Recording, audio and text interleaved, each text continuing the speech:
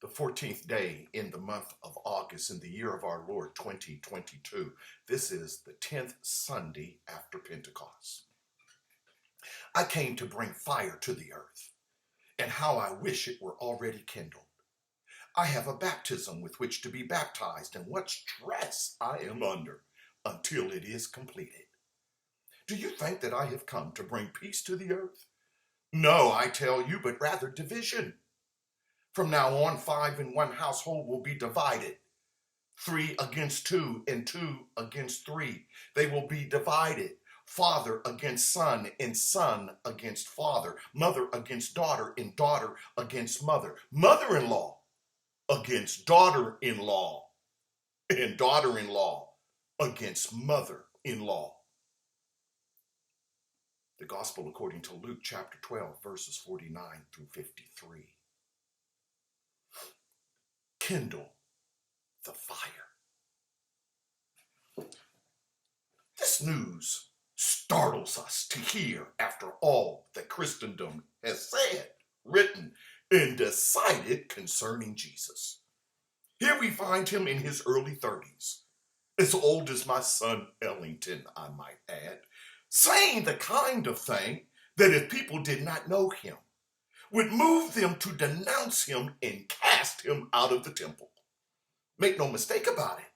Jesus intends his words here to inflame, not to put too fine a point upon it. He means to throw away caution, to burn away unthinking pieties and simple-minded platitudes about peace and unity and harmony. On the contrary, Jesus foments division, promises discomfort, and even goes so far as to confess the stress he feels so long as his mission to throw fire on the earth remains unfinished. We have long heard how the family that prays together stays together.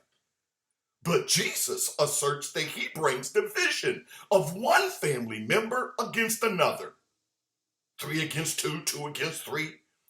The discord he promises does not only affect states, institutions, organizations, or even schools, churches, mosques, and temples, although he does not mean to exempt them from the coming discombobulation. Before our struggles in the public sphere over what makes right, what we take as true and what we believe yields justice, Jesus promises a much closer disturbance that tears at the seams of private families. Did you notice how the division cuts? It roils the divide between the generations, the old and the young, a father against his sons, a son against his father, a mother against her daughter, a daughter against her mother. And as if that failed to make you cringe, surely the division between mother-in-law and daughter-in-law will. Ouch! This Jesus does not wear a crown for the Prince of Peace.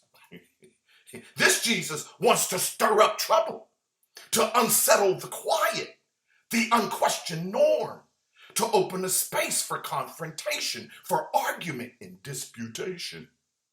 This Jesus alarms us, fills us with foreboding and puzzlement. Why would he say such a thing?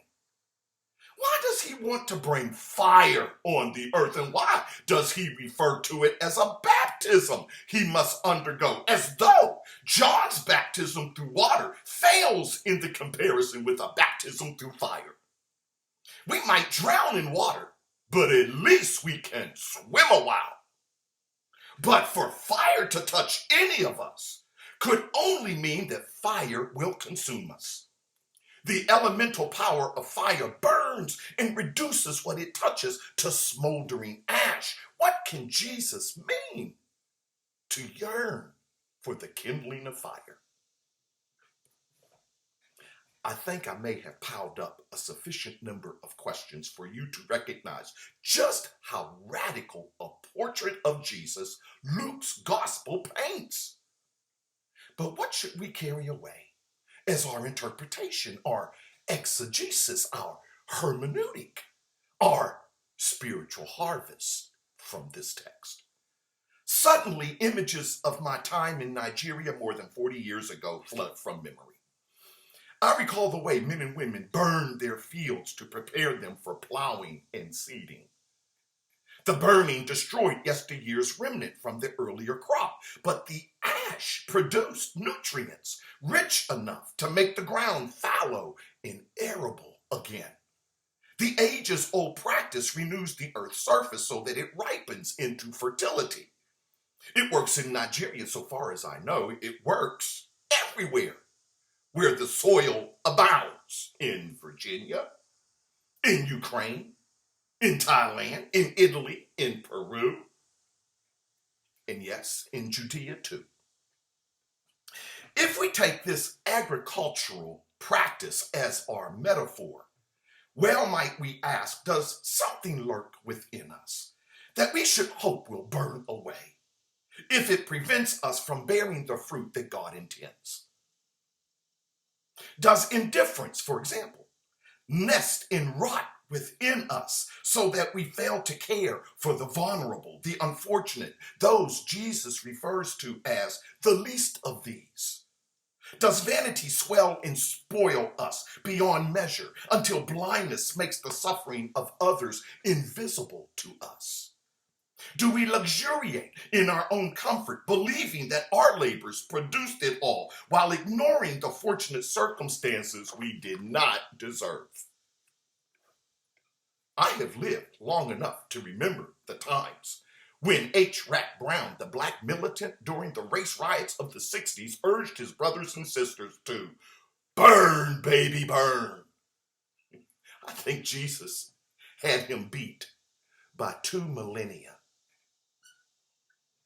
Now, if you grant me this way of accounting for Jesus' hope of fire, you may rightfully insist that it fails to take up the division of families, the tearing asunder of houses and homes. Let me share what I believe this means in the context of our present moment. Can anything quicken concern for us more hastily than how our schools prepare our children for the world that awaits them? Let us reason together here for just a moment. Our schools signify our hope for a future we pray to bequeath our children, a future for which our schools will equip them, train them, and nurture them.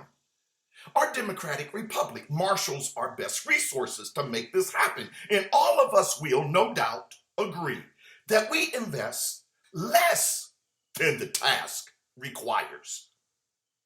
We have underpaid, undersupplied, underappreciated, and undervalued our teachers, so much so that the best talented among them seek employment elsewhere. I can't say that I blame them. I do not envy school boards across this nation the weighty responsibility to make our reality conform to our ideals.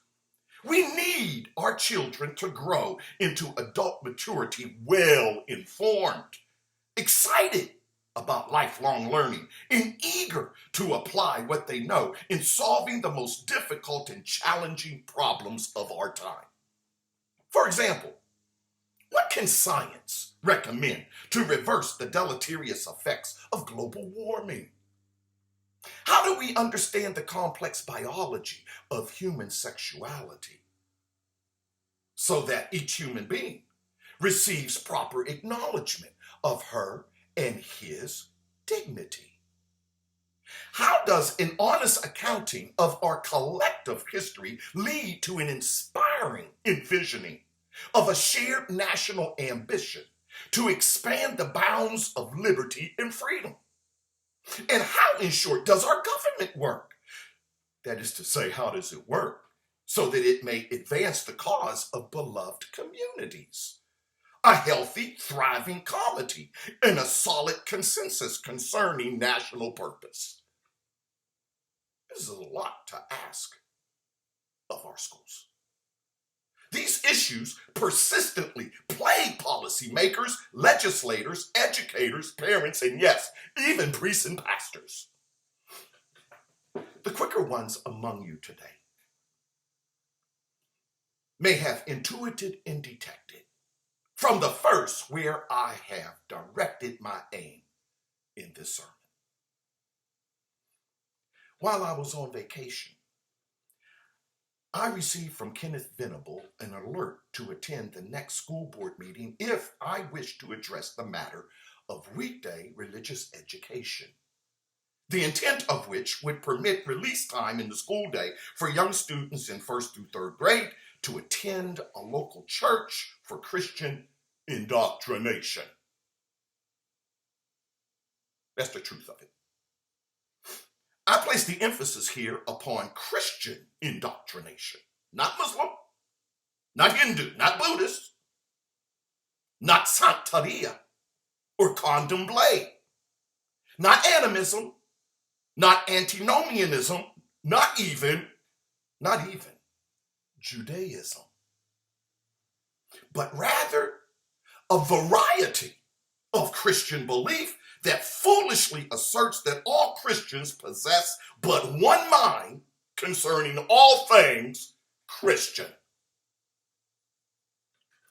If ever we could behold a house divided against itself, we need look no farther than the Christian religion. Admittedly, it differs in some cases dramatically from other faiths, say Jainism. And in others, it bears a familial relation of genuine intimacy, say, Judaism. Perform this thought experiment with me, if you will. Absent any other faiths in all the world, and even presuming that every soul on the planet affirmed the Christian faith, how many takes on that faith do you think would arise? Take your time. Think about it. Would they come to sharply disagree with each other? Might they even come to blows over questions of authenticity and heresy? Come on now, you know the answer. The Christian faith has promulgated many religious wars against other faiths, but none more virulent, costly to human life than those prosecuted among Christians themselves. For those of you who care to dispute my assertion, I give you but 2 words. The Reformation. How many of you sitting here today, right now, harbor suspicions about Catholics and the Pope? Some Christians even call the Pope the Antichrist. Can I just say this? I don't want those folk anywhere near my children. And how many of you have made up your minds about Presbyterians or Episcopalians or white Methodists? That is to say, as opposed to black Methodists. The Quakers, the Baptists, in heaven forfend the Anabaptists. Christ died upon the cross, rose the 3rd day, ascended on the 40th day since his resurrection, and so soon as he departed, disagreements broke out among the apostles. And, I might add, among the 3,000 who joined the church on Pentecost. And ever since that moment, and after numerous councils to fix the faith as a standard for all to follow, division, discord, and dispute has reigned. You want weekday religious education? Which one? And while you consider that, what authorizes you to choose for everyone else's child? Who gave you the scepter to anoint one over another of all the Christian doctrines to pour into our innocent, uneducated children? None of us possess that right. The only way to exercise so absolute a power to ordain one form of Christianity over another for small children would require a despotic decision we call upon the school board to render. I pray they resist the call to do so. I make this argument as a pastor. And as a pastor making such an argument, it is bewildering to those who hear it. Bewildered chagrin comes over every proponent of spreading the gospel in our public schools when they hear my opposition to their earnest plea. Why don't you go somewhere and shut up? Wrote one following my appeal to the school board last Monday. I suppose the right of free speech may belong to anyone so long as they agree with those armored for the next crusade. How can a man of the cloth not support the effort to spread the knowledge of Christ whenever the opportunity presents itself? That came from a man who wants to pass out Bibles to children in our schools, but not the Quran or the Bhagavad Gita. Let us spare our public schools the rivalry of faith against faith, the conflict of interpretations within Christianity, and the enduring clamor of voices divided over who Jesus came to save and those he came to condemn. Let us leave these matters to those best suited to treat them, to consider them, to teach them, and to own them. Each private home with parents conducting the class for their own children, and when necessary, by which I dare to say all the time, let them carry their children to church. Let the parents pick one, any of them, without any imposition upon the choice they make. Let them do it without being forced, as though by some theocratic law. If children do not know Jesus, we have no reason to blame the schools for their misfortune. But we have every reason in the world to hold their parents and their guardians accountable for their negligence in not even lifting a finger to take them to church where preachers preach about Jesus all the day long. Jesus wanted the fire kindled upon the earth. He wanted division over the weightiest decisions men and women could make. He wanted to break open closed minds, hardened hearts, and sclerotic spirits. I think Jesus would have loved our debates over what divides the sacred, and the profane, over what separates the right from the wrong, over what belongs in the private realm and what belongs in the public sphere. He wanted people to grow in faith, but people thoughtful and intelligent in the practice of their beliefs. The Staunton City School Board holds its next meeting in early September. I feel the heat under my collar. And so I have determined to bring the fire of division, if the Lord wills, to speak against weekday religious education once more. I hope to start a fire in the 2 minutes that they will allot me, and I pray it pleases Jesus to see the blaze. Amen.